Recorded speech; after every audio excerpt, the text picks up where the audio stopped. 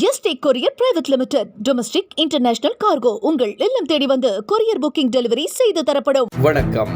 தலைப்புச் செய்திகள்.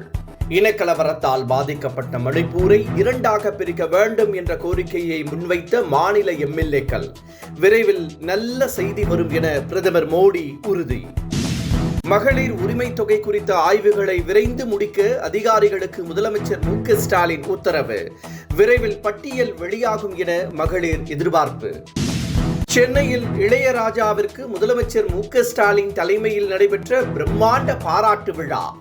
ராஜா கைய வச்சா அது ராங்கா போகாது என முதலமைச்சர் பாராட்டு.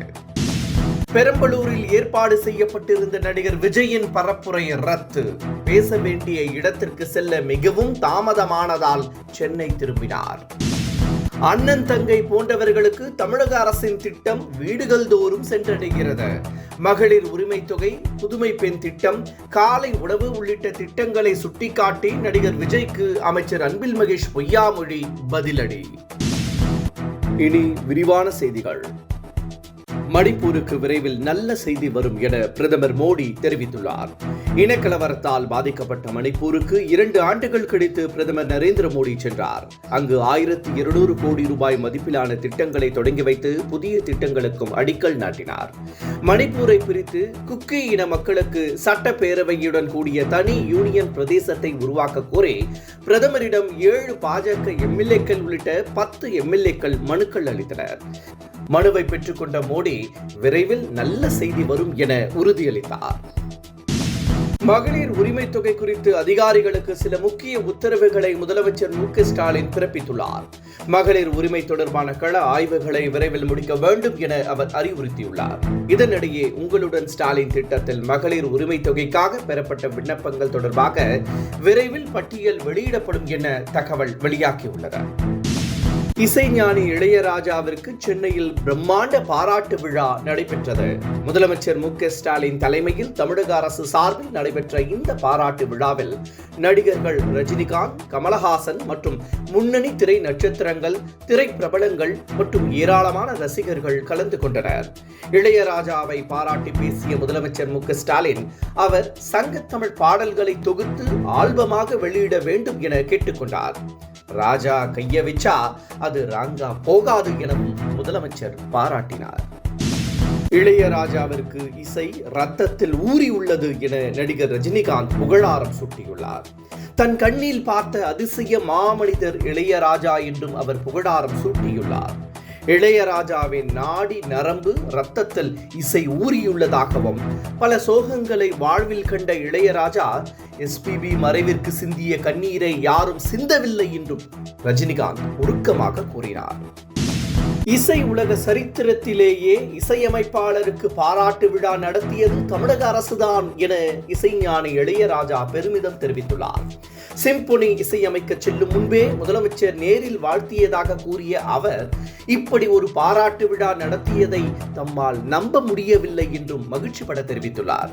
தனக்கு இசைஞானி என்ற பட்டத்தை முன்னாள் முதலமைச்சர் மறைந்த கருணாநிதி வழங்கியதையும் இளையராஜா நினைவு கூர்ந்தார். திமுக ஆட்சிக்கு வந்ததும் குடிநீர் வரி, வீட்டு வரி, கடை வரி என அனைத்தையும் உயர்த்திவிட்டு மக்களின் சுமையை அதிகரித்து விட்டதாக இபிஎஸ் குற்றம் சாட்டியுள்ளார். அதிமுகவின் திட்டங்களை நிறுத்திய முதலமைச்சர் மு.க. ஸ்டாலினுக்கு மக்கள் மீது அக்கறை இல்லை என்றும் அவர் சாடியுள்ளார். குடும்பத்தின் நலன்களை மட்டுமே முதலமைச்சர் மு.க. ஸ்டாலின் சிந்திப்பார் என்றும் இபிஎஸ் குற்றம் சாட்டியுள்ளார். தேர்தல் அறிக்கையில் சொல்லிய பலவற்றை நிறைவேற்றாமல் தற்போது வெற்று நாடகத்தை திமுக அரங்கேற்றுவதாகவும் இபிஎஸ் கூறினார். அன்புமணி ராமதாஸ் இடையே ஏற்பட்ட மோதல் உச்சகட்டத்தை எட்டி கட்சி 2ஆக பிரியும் நிலையில் உள்ளது. இந்த நிலையில் தந்தை மகன் பிரச்சனை கடந்த 10ஆம் தேதியே முடிந்துவிட்டதாகவும் கூறப்படுகிறது.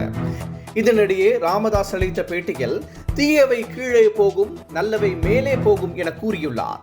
மேலும் யாருடன் கூட்டணி என்பது குறித்து விரைவில் அறிவிப்பு வெளியாகும் என்றும் ராமதாஸ் தெரிவித்தார்.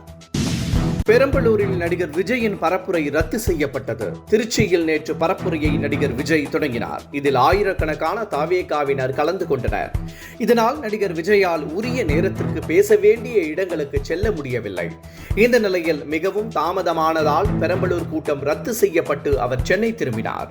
அரியலூரில் இருந்து அவர் பெரம்பலூருக்கு செல்ல நள்ளிரவு ஆகிவிட்டது. விஜயின் பேச்சை கேட்க முடியாத ரசிகர்கள் ஏமாற்றத்துடன் திரும்பினர். திருச்சி மரக்கடை பகுதியில் பேசிய நடிகர் விஜய் திமுகவை கடுமையாக சாடினார். இதற்கு பள்ளிக் கல்வித்துறை அமைச்சர் அன்பில் மகேஷ் பதிலடி கொடுத்துள்ளார்.